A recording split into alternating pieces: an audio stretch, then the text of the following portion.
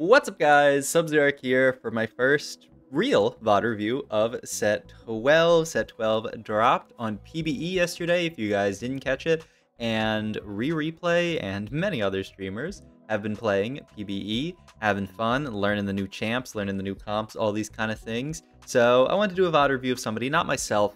All my VODs are going to be going onto my VODs channel. Link is in the description down below if you're interested. All my highlight games. Got a really cool one coming out today where I popped off without an augment because one of the augments was bugged, and you can know whatever one that is once I get to it if you watch the video. In any case, Rereplay here, trying to figure out an opener. Certainly early on in set, he's got that Frost opener that he could play with just the Warwick and the Twitch. He's also got this Ziggs that he's holding on to for maybe some kind of Honeymancy start. Yeah, triple Honeymancy start as well.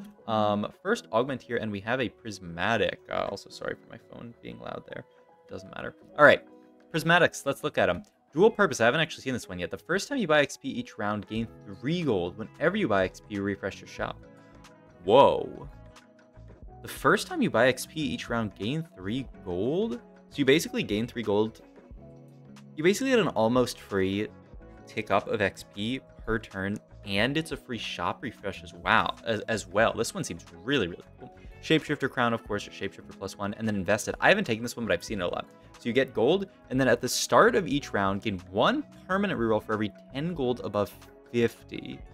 Above 50. Holy. So you go to 100 gold, and you get 5 free rerolls per turn that you can also bank. I mean, this one seems really, really fun as well. You just bank all of your rerolls and your econ, and then just, like, send it down for some kind of reroll comp. Dual purpose seems really cool as well. Sorry. Oh my god. That one seems cool as well. Another really cool one. I'm the carry now. This gives you like a Wandering Trainer, like one of those new Krugs. Wandering Sentinel.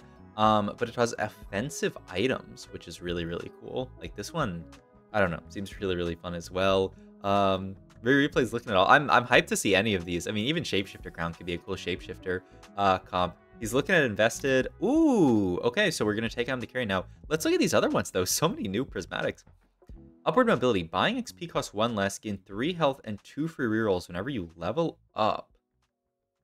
Huh. Buying XP costs you 1 less is the big part here, and then 3 health and 2 free rerolls is like kind of minor every time you level up, but not bad. Interesting. And then this one is gain a random emblem. Now and after each carousel, gain a 1-star unit of that trait with a cost equal to stage +1. Wow. That one seems crazy, but looks like he's gonna go for. Oh, he's looking at all of these still. Okay, he does take I'm the carry now. Low rolls on that looked like the coin flip. But wow, look at this Krug here. It's got a Crown Guard, a BT, and a Titans on it. Not bad to have a triple item Krug to start the game off. Yeah, and it dealt most damage here. So, ooh, this is gonna be fun seeing how this Krug does across the course of the game. Because yeah, I saw this one a lot. And I was like, what does it mean? And I mean, yeah, you just get an itemized Krug. Replay probably looks like he didn't play in the playtest because he is looking at every single trait here, trying to figure out what he actually wants to play on this board here. But that Krug looks really, really interesting. You got to move your Ziggs back to your backline, man. Okay, or we'll just continue to frontline our Ziggs. That's probably fine. I mean, the Krug looks quite. I mean, he's got a lot of items, so he should be. Ooh, the Krug does get absolutely slammed here. I mean, to be fair, our team's not helping the Krug too much. Looks like this is a one-man show for the Krug here. So yeah, I think I've heard honestly what I've heard about this augment is that it's kind of weak. This Krug augment. I've heard a lot of people be like, I'm not the biggest fan of it, just from like one game on PBE or just like one playtest game or something like that. And you know, obviously we're super early on to the set, so anything that is really, really strong or really, really weak on PBE can change. It is very much subject to change. So, you know, just something to keep in mind if you see something. I mean, even myself, you know, I put out a video and I'm like, this is the most broken reroll comp. It might be broken on PBE, and it's fun to see the stuff that's broken on PBE, but it's very likely that if it's broken on PBE, it's going to be balanced on live, and if it sucks on PBE, it's going to be balanced on live, and, you know, maybe we'll get to a point where something is broken on PBE and broken on live. Such a thing has happened before. Looks like we are taking Kogmaw, too, so it could be some kind of, like, Kogmaw like Honeymancy Reroll type comp is maybe what we're going for here. Crystal Ball, that's free. You have to see our opponent, and ooh, they look kind of strong, but you know, maybe it's all right. The big thing is just making gold at some point in this game, right? We really need to to make our first 10. And yeah, we're actually gonna, I like this a lot, just field our Vanguard here to guarantee. And yeah, gonna slam the IE here. Maybe it's a Kogmaw or reroll setup. Kogmaw is AD, which I kind of have to wrap my head around because, you know, so much in League, Kogmaw, if you're playing for his casts, AP. And it's also, he like sends this ult out, this spit that can also give your team extra attack speed. That little spit that goes out there, that little thing, if that hits your teammates, it gives them increased attack speed, which is not bad. We got Jinx in the store here, who's a Hunter that we can fit onto the board. Yeah, so now we have Hunter in. Hunter is, yep, a replay being so helpful, hovering over Hunter there. But it is, it's increased AD, and then on takedown, it's even more increased AD. So it's just kind of like an AD boosting trait that really wants you to get your first kill and then get that extra AD. So it can be scary when you're playing Hunters if you fight someone who has like a mega tank, because then it can be hard to actually get over that tank. Man, Rereplay, this man needs to get a second monitor or something, because he is, wait, he's looking at like a comps list on, this is LOL Chess, I guess. Well, okay, I guess if you want to go to LOL Chess and go to their meta page, you can see a comps list. But I don't know if I would absolutely think that highly of a comps list release now. But yeah, I mean, it looks like he's interested in playing this this Galio because it's Vanguard, or maybe not. Maybe he's interested in playing some other stuff. I mean, certainly seems like, okay, he's got to make gold. Okay. Not making 20 there, I mean, has to be illegal, but it's fine. It's fine. Replay's figuring stuff out, and he's gonna fit. I mean, yeah, you gotta fit. It must be Hunter on this board, right? A couple of bows here. We already have Morella made, so it can't be red buff. I assume you want, yeah, I mean, you can just go the Renan's LW. I assume you want Renan's plus the GS. I assume you want LW at some point. Also, yeah, this is just a free buy. You can get a Ziggs 2 from it. Awesome. But yeah, I assume you want LW at some point in this life on this Kogmaw, or some kind of armor shred, because yeah, we're certainly not getting LW here. Ooh, featherweight. I don't know what cost the Krug counts as. I'm gonna be real with you guys, but looks like, yeah, we're committing to some kind of like honey reroll type comp, and yeah, we're gonna take the featherweights. I don't really understand why we're not playing a Hunter for our Kogmaw, and instead we're playing 4 Honeymancy, but yeah, we'll just play Encanter here, which is still not bad, but I mean, certainly it's not, yeah, I don't know what the deal is with that, but all good. I was interested, does the Krug, I wish we could right click this Krug here and see if he's actually getting featherweight's value. Oh my god, that's a Xerath. This guy recombobulated into a Xerath. They recombobed a 4-cost into that Xerath. Oh, Xerath.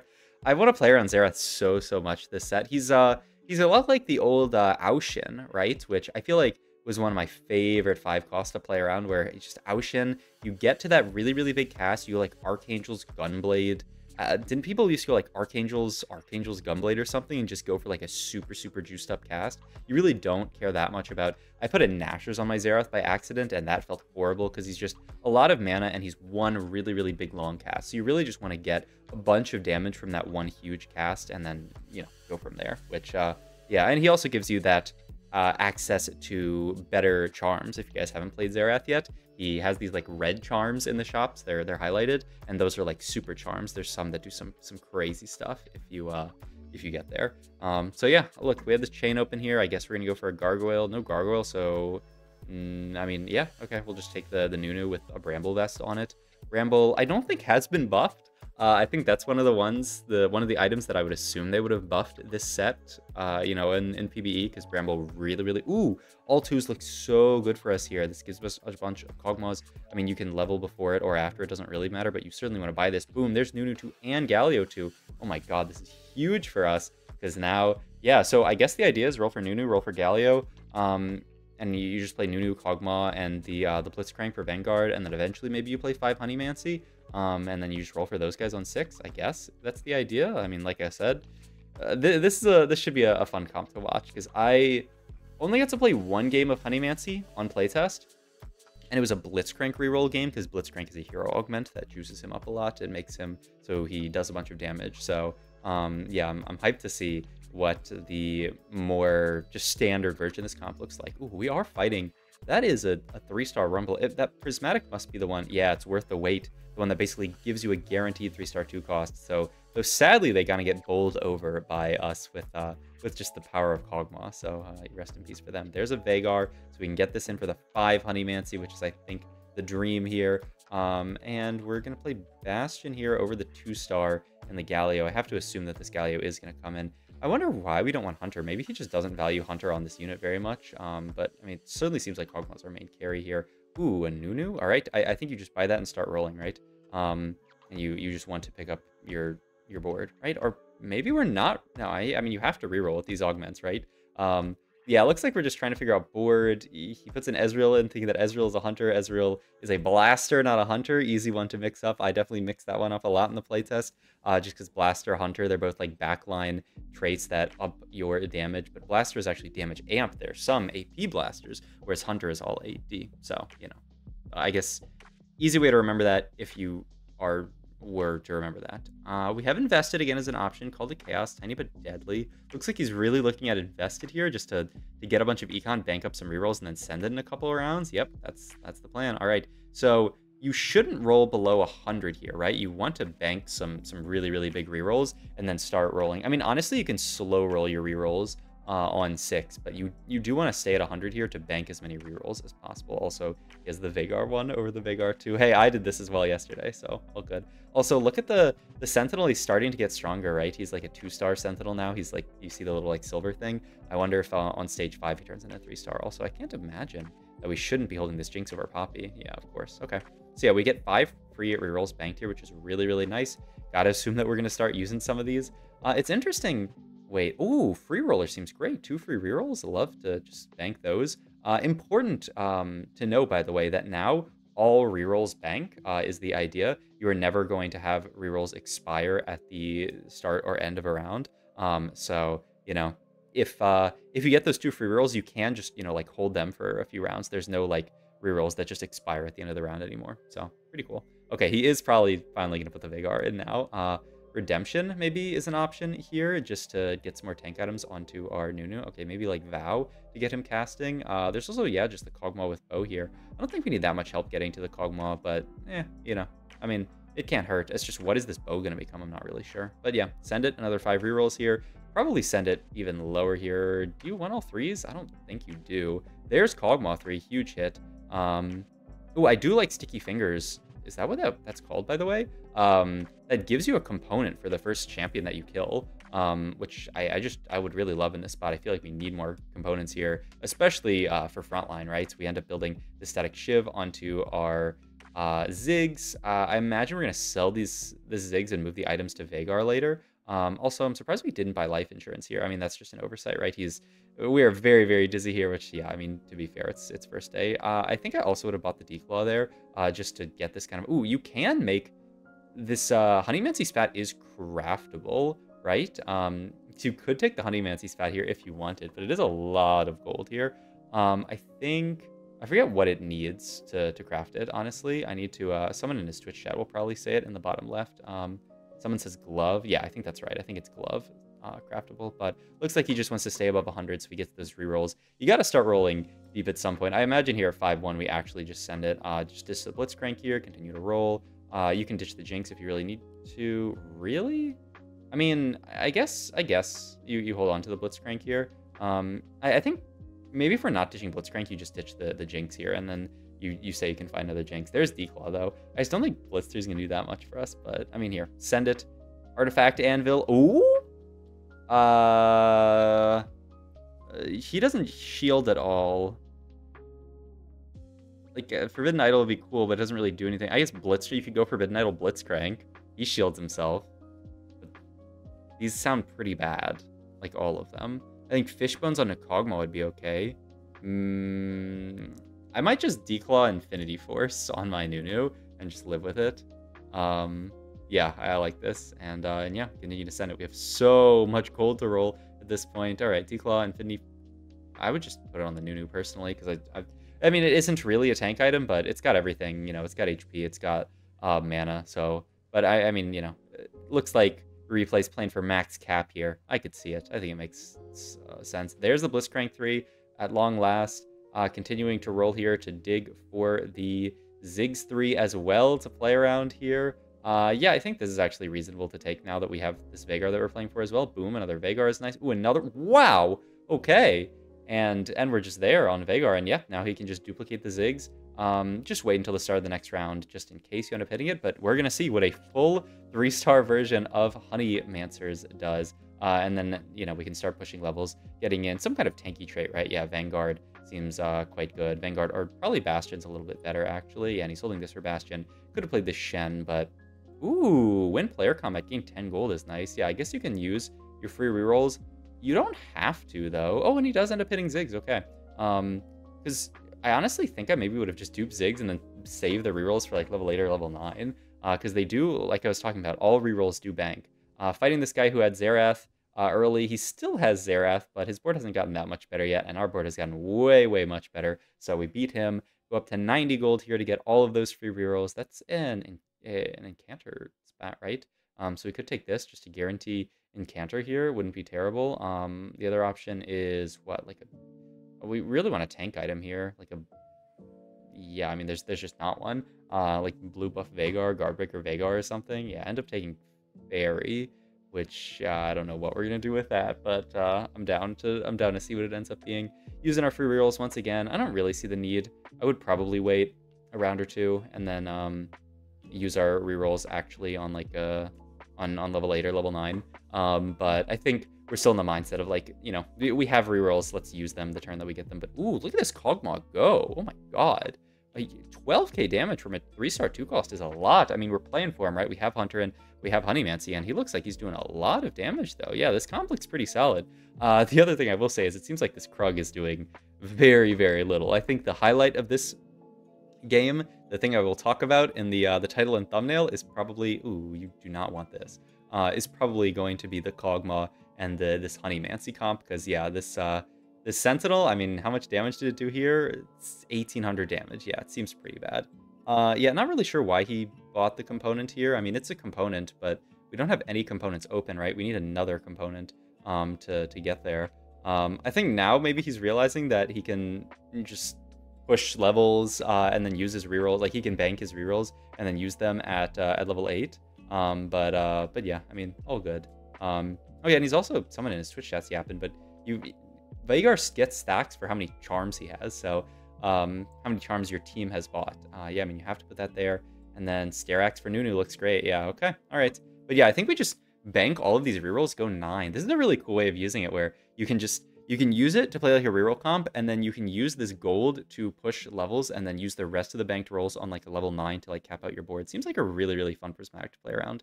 I didn't pick it during playtest or PBE so far, just because I had other stuff that I wanted to take, but it looks good. And oh my god, speaking of looks good, look at this Kogmaw, 13k damage.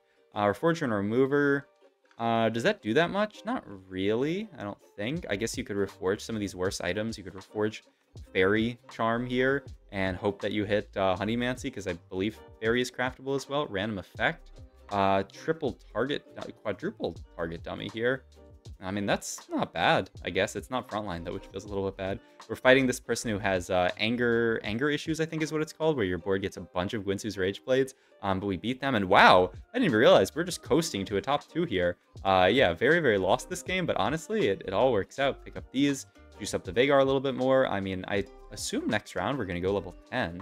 Or level 9, and then start using some of these rolls on a more profitable level. But I still don't even know what direction we're trying to go with our board. We have like random Bastion, random Vanguard in. Like I guess we have a better Bastion and a better Vanguard in here, and maybe the idea is Hecarim plus Tom Kench, and we get Arcana in, and then we can, I guess, but like, I mean, I guess Hecarim Arcana seems decent. There's Honeymancer +1 or another Fairy spat. Yeah, I guess because there's not really... I mean, you could just play Honeymancer +1, but we're just going to take another Fairy spat. Maybe get 4 Fairy in with Emilio. Okay. There's a Camille. All right. I'm getting a little bit lost in this game now. We're going to get Olaf in here. Take that component. That doesn't do anything. Pick up another Fairy. We got to slam this Fairy spat somewhere just to get a little bit of extra value onto our Veigar. And okay, I mean...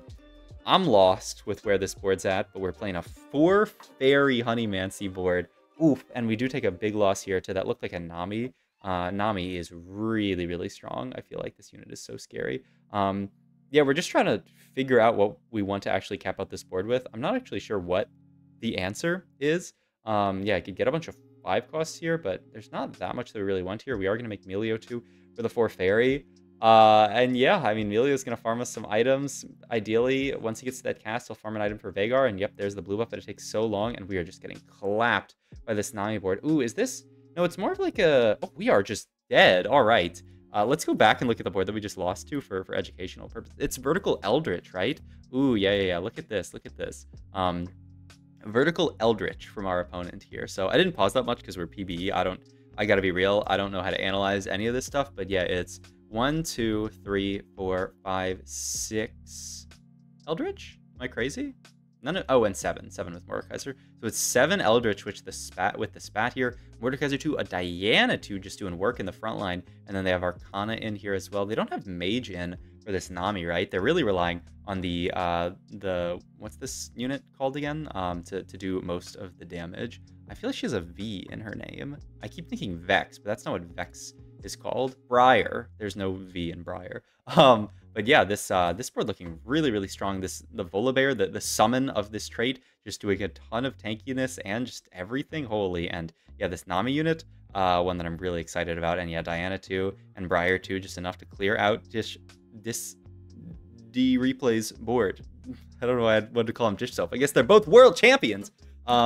I'll go to post-match history so you can see all the boards for all the final boards here. But I hope you guys enjoyed this video. I'll be streaming more tonight, more set 12. I'm really enjoying it. Get on PBE, play it yourself if you're interested. It's so fun. But yeah, I'll see you guys in the next one. Bye.